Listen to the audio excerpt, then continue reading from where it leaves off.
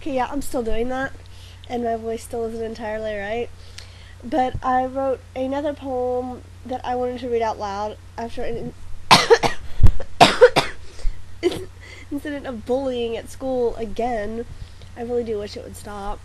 And let me tell you this, originally, and you'll tell by the beginning of this how it starts out, it was originally a speech I wanted to give to the counselor. That'll stop at some point, it really will. But basically, I know I had a few minutes to make him want to listen to me. So I was trying to write the speech. I was going to try and memorize it and then make it not sound memorized. But it started to become this really horrible poem. Well, not horrible, but dark and evil. So, and I started cussing it. I know I shouldn't, but well, I felt it at the moment. At that moment, I really did. So when I went in to talk to him, instead of giving him any of the poem, I told him, you know what, I started to write this really nice speech for you. But then it became this really, really horrible, dark and evil poem. And well, but I couldn't read it to you. He's like, okay, well, sit down. He knows me. He knows me a little too well. Anyway, hang on. Let's try this. Oh, there's not much in there.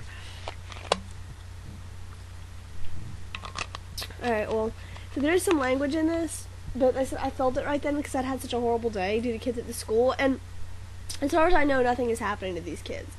I spent my whole class, literally the whole entire class, me and Shuping both getting screamed at for various things. She tried to hug me to comfort me, and they even yelled at us for that. Apparently, that means, as they put it, she spent all night in my room, and we all know that they don't mean, you know, sleeping in a different bed. So yeah, and then she folded up the note we'd been passing out for. She folded up into a little heart, gave it to me and said, "Feel better." And they started talking about that, how nobody gives hearts to people anymore. That's just so stupid. And you know those two girls are having sex. Yeah. And the teacher told me, she looked at me and said, "Hey, yell back at him." So I said, "Was like, Miss Davis, why should I? They mean as much to me as I did them. That means they're dirt on my shoe or less." And of course that made all them mad, and my voice was screwed up so I couldn't talk loudly, so they started yelling so the teacher couldn't hear me. Because they'd figured out that I couldn't talk loudly over them. I mean, my voice wouldn't do it. But, yeah. I'll read this, see how far through it I can get before I have a coughing fit. Yeah. Well, there we go. The only happy memories I have of this school are the ones that took place away from it. CCYLP, Shakespeare Festival, Montgomery Leadership Conference. These are supposed to be the best years of my life. This is supposed to be the time when I hang out with my friends and roll teachers' houses, take that crazy kind of prom. I'm supposed to feel like I can live forever, and instead I feel scared to walk down the halls with that one hand free to defend myself. But if I do defend myself, then I go from victim to bully, and then the school cares. Then they'll punish someone, and they're not going to discipline the kid, but the wannabes line up down the block, because then someone's mama's going to get called, and she'll be up here so fast and will make an Olympic athlete look bad, and they can't have that. They're not going to pick the football kid because he's bigger than them, and he's thick-headed like them, too. And they're not going to pick the one with the gun at the house, because then he might decide to try a few practice rounds. So if he pulls that gun out at school, then all of them get played for fools because they thought it couldn't happen. They're not going to pick the kids who might actually fight back.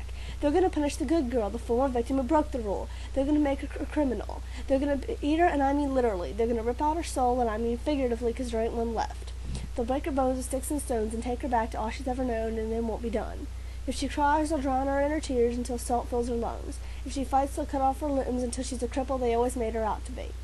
They'll take her to the end of space because everyone knows there's a place beyond the dark side of the moon. They'll take her through the desert to feel the hurt and make her the worst she could possibly be, because when it comes to her, that was all they could ever see. They'll fight her to the death, to the last breath, and at the end of the day, they'll fight her to the pain because everyone knows they kind of like it that way. They'll claim they had the best intentions, like they were trying to make her right, but they'll back in hell for 192 more consecutive nights. They'll stand there waiting for any sound, a quiet whisper, a long whimper, and they'll shove a white hot poker down her throat, because after all, someone has to be the damn scapegoat. They'll beat her until she hurts like hearts and dies like stars. They'll make artwork out of her goddamn scars. And that's all I have so far. I don't know if I'm going to finish it, or if it is finished. I really have no idea. But, cough drop. Again. And I cough.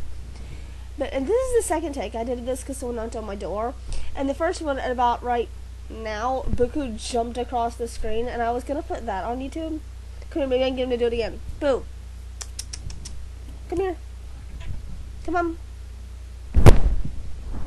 No, he's not gonna jump, but he is gonna be here. So, yeah. It's not really the same, no. But yeah, I wrote that about the way my school is. They don't. When I go to tell them people are bullying me, they'll look for any excuse to yell at me. They're not going to punish those other kids because they've got parents that are going to march in and say, "Don't punish my poor baby. My poor baby didn't do anything. My baby never does anything." You know, my parents don't have to do that. They're not going to punish the football star because, well, it's Alabama and he's the football star. They're going to punish that kid who might be a threat because, you know, he might decide to shoot at the school or bring all his gang out, you know. Not gonna do any of that. They're gonna pick somebody like me whose parents and family really don't give a crap, who hasn't got a whole bunch of friends, who isn't a threat in their eyes. They're gonna pick someone they can punish, and they're gonna punish them to no end. And that's me, so I get the bullying from everywhere.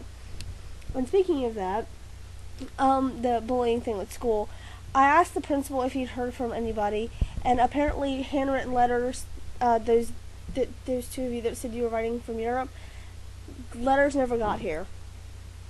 He said he got a letter from somebody on the internet. I have no clue the name. Donnie tell me if I asked the name, which is why I didn't ask.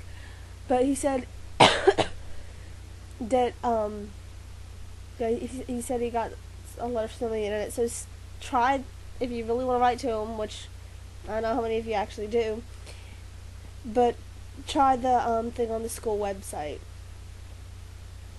But yeah, I wrote that. It was originally the speech thing. Never gave it. So yeah, I'm still sick if you can't tell. Cough drop. But yeah, I'm gonna go back to watching Dollhouse. I just thought I would share this with y'all. Goku, say goodbye. That's his bye. Bye.